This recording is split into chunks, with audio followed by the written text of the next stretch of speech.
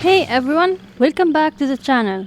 Today we're diving into one of the most interesting 5-star Pyro Polar Arm users in Genshin Impact, Arlecchino. We will cover how to build her properly, from artifacts and weapons to team comps, rotations, and what to avoid. She's a powerful character, but she requires proper building and support to unlock that potential. Let's talk about her strengths first. She has insanely high raw scalings and many buffs in her kit. Meaning, if you build her right, she hits hard. She's relatively self-sufficient. She can run with fewer dedicated healers or weird supports if you optimize her build. Her playstyle is intuitive. Lots of normal attacks empowered by her Bond of Life mechanic. Now for her weaknesses. She can't be healed by external sources, only by herself, which means she's higher risk without proper shields or defensive support. Her combo-centric playstyle means if you get interrupted,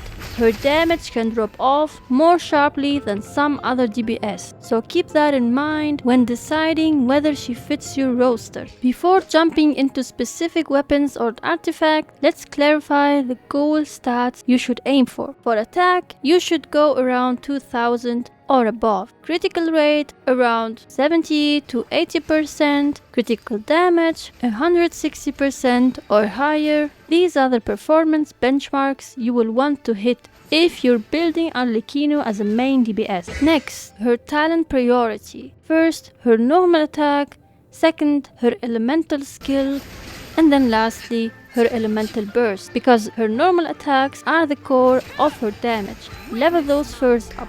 Now to weapons, the best in slot is Crimson Moon Semblance. It has great attack base, good critical rate, and it synergizes with her Bond of Life mechanic. Strong alternatives include Staff of Homa, which is great for crit and HP synergy, the Primordial Jadewing Spear, it has a solid stat stick, the Deathmash and the Blackcliff Pole are also good options. For F2P players, the weapon White Tassel is a decent free-to-play option. Choose based on what you have, but aim for that top tier if you can. As for her artifacts, best in slot is the 4-piece set Fragment of Harmonic Whimsy. The passive gives up to 54% increased damage when using her Bond of Life mechanic frequently. Other valuable sets are Echoes of an Offering and Gladiator's Finale, or just mixing these two while you farm for the best set. As for her main stat priorities, attack percent on Sands, pyro damage bonus on the Goblet,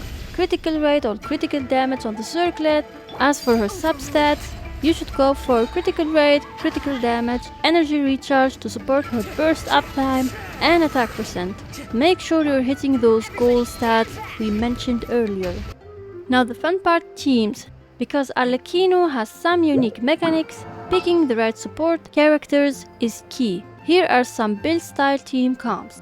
First, Vaporized team. Example, Arlecchino as the DPS, Yelan for Hydro application, Bennett as a buffer, and a shielder like Zhongli or Lanyang. Second, Melt team. Arlecchino with a strong cryo applicator like Setlali or Rosaria plus Bennett. This team is good when you can trigger Melt effect. Third, Overload team. With characters like Chevreuse as an Overload support plus Arlecchino, the main DPS, and the shielder. This team equals great pyro burst output. Lastly, Mono Pyro or Burn teams. When you go full Pyro or have Dendro characters to lean into Burn, key synergies. Arlecchino's Bond of Life means she benefits from shields or resist and attack buffs rather than healing, so supports that buff attack or apply Hydro or Cryo consistently win out. Now let's understand her kit. The mechanic Bond of Life. What is this? Arlecchino applies a mark via her elemental skill. It's called Blood Depth Directive 2. Consuming the mark via charged attacks or burst gives her Bond of Life, which then empowers her attacks. Her basic rotations are elemental skill, then charged attack to consume the mark, and then her normal attacks to empower it. Then her elemental burst when ready, and then repeat. If you have her burst ready, You can start with the burst to clear marks and heal or control the fight, then go into the normal attack pattern. For a quick combo for single target or short fights, use her elemental skill, then charge attack, and lastly her normal attack. Use this method when you don't have burst up, because Arlecchino's damage strongly hinges on that bond of life stack, and her normal attacks make sure you're not leaving her marks unused or interrupted.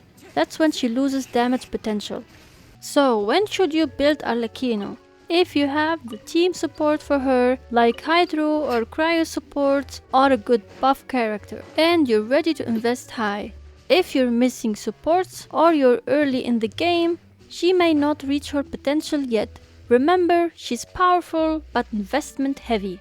Alright, that wraps up our build guide for Arlecchino. To summarize, aim for high attack and crit stats. Pick the best weapon you can afford, use the right artifact set, make sure your team supports her playstyle, and master the rotation around her bond of life. If you found this helpful, don't forget to drop a like and subscribe for more Genshin Impact guides and highlights. And if you're building Neuvillette next, make sure to check out my Neuvillette Build guide. I will link it right here on screen and in the description. Thanks for watching, travelers, and I will see you in the next one.